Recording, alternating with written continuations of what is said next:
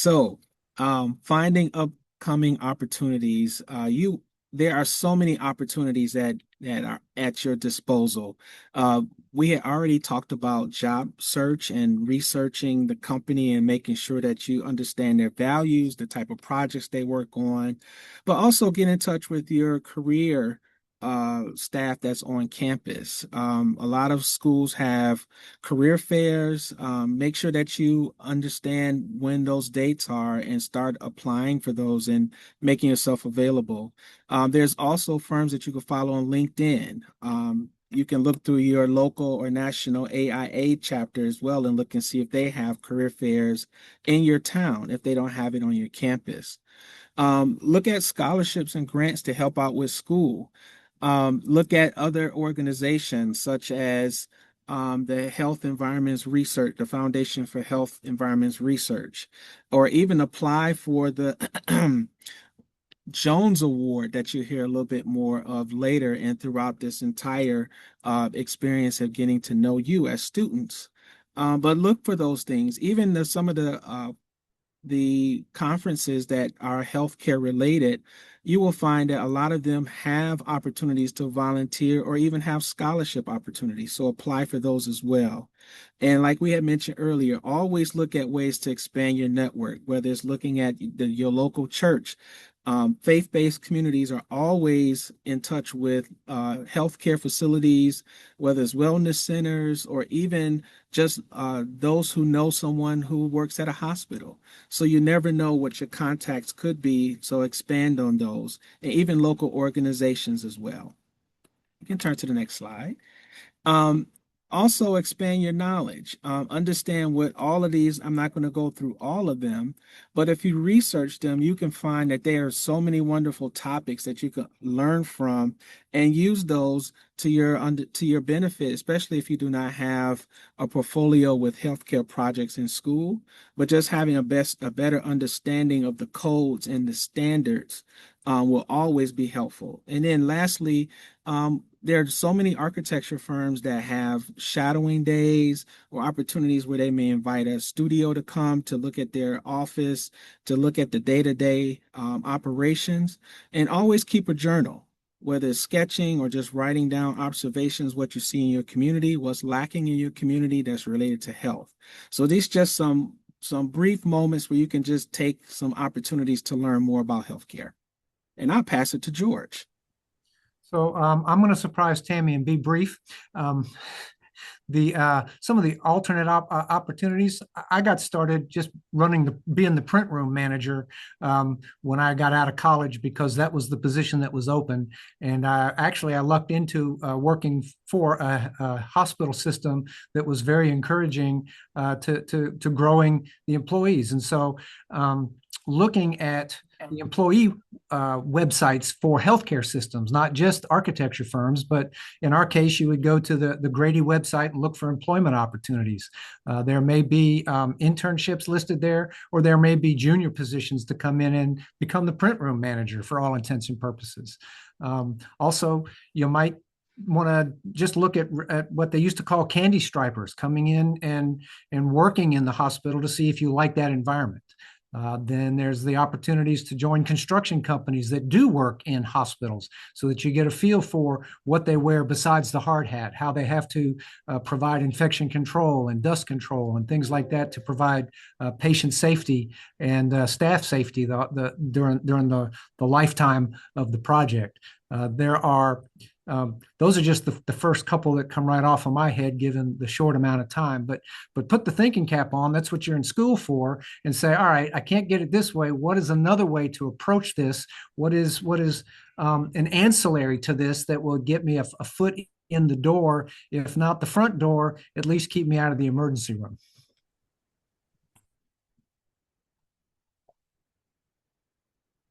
Wonderful. Thank you, George.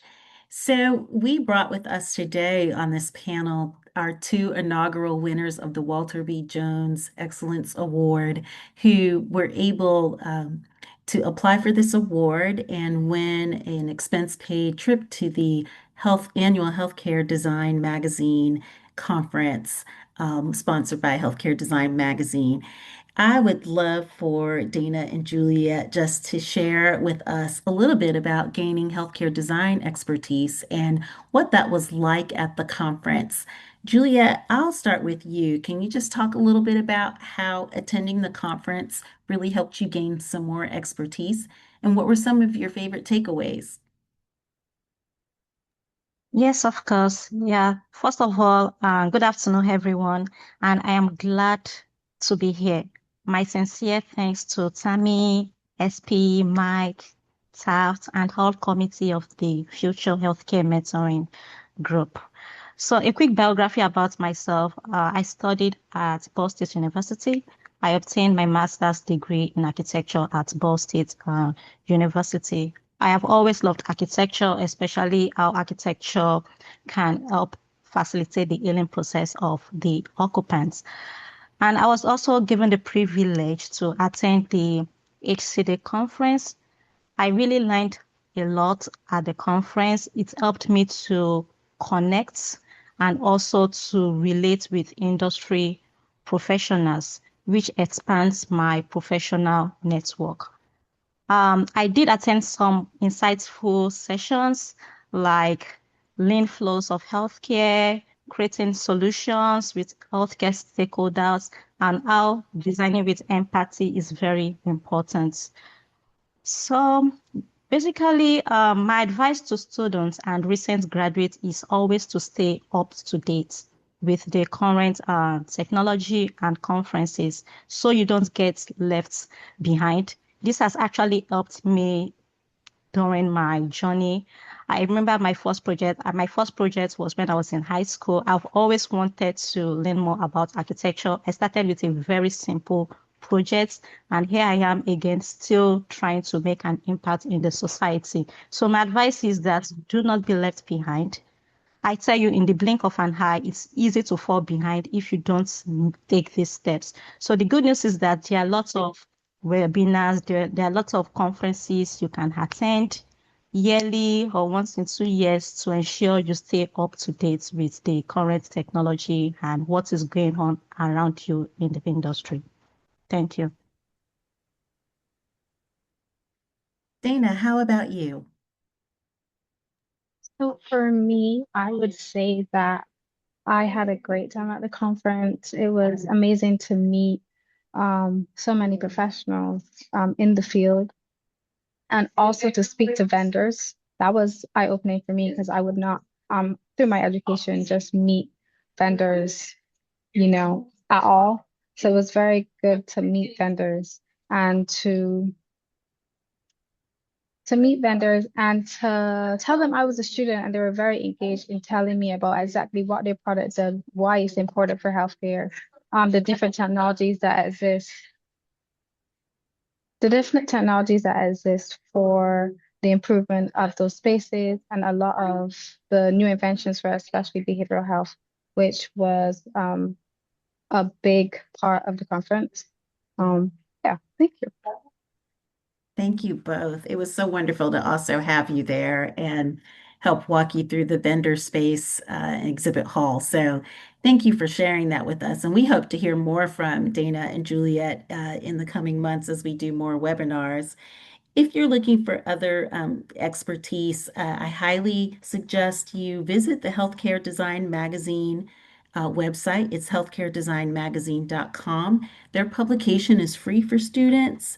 Also, the Center for Health Design, if you visit their site, they also have free membership for students where you can really start to track some of the new research that's coming out about healthcare design, as well as you may be able to get access to the Health Environments Research and Design Journal at your school. Again, another great resource for just increasing your expertise and your knowledge around healthcare design. Tammy, I'll turn it back over to you to close this out. Thank you. So I'd like for you to save the date for January 13th, 2026, same time, 2 p.m. Eastern Time, for our next webinar, which is called Journey Mapping Your Experience in Healthcare Design. Scan this QR code to register, or you can find a list of our webinars at Calendly walterbjones.com/IPCD. Finally, we'd like to just remind you that our Walter B. Jones Jr. FAIA Excellence Award for Aspiring Healthcare Architects will have another round, and the applications open January 19th. Please visit institutepcd.org/Jones-award, or you can scan this QR code to learn more. Also on this site, you'll find resources and links that SB mentioned, and you will find a link to join our Future Healthcare Designers Mentoring Network.